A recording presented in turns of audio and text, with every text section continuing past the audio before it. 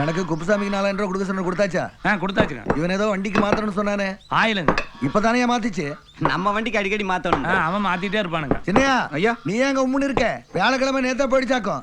அதெல்லாம் ஒண்ணும் இல்லைங்க, நான் நல்லா தான் இருக்கிறேன். நீ நல்லா தான் இருக்க, நான் நல்லா இருக்கணும்ல. ஏன் இதெல்லாம் யார் சாப்பிடுறதுக்கு?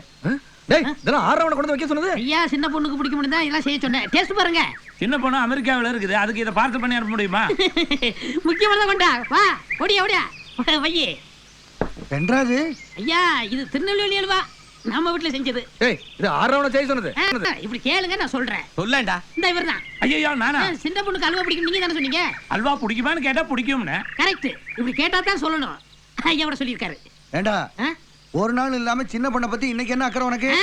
இப்படி கேளுங்க, நான் சொல்றேன்.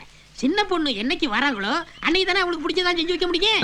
என்ற உளற இப்படி உளரக்கூடாதுங்கிறதுக்காக தான் நான் ஜாக்கிரதையா இருக்கேன். உங்க பொண்ணுகிட்ட இருந்து போன் வந்ததே நீங்க கேட்கற வரைக்கும் நான் சொல்லல பாத்தீங்களா? பொண்ணுகிட்ட இருந்து போன் வந்ததா? அப்பா கேட்டுட்டீங்க.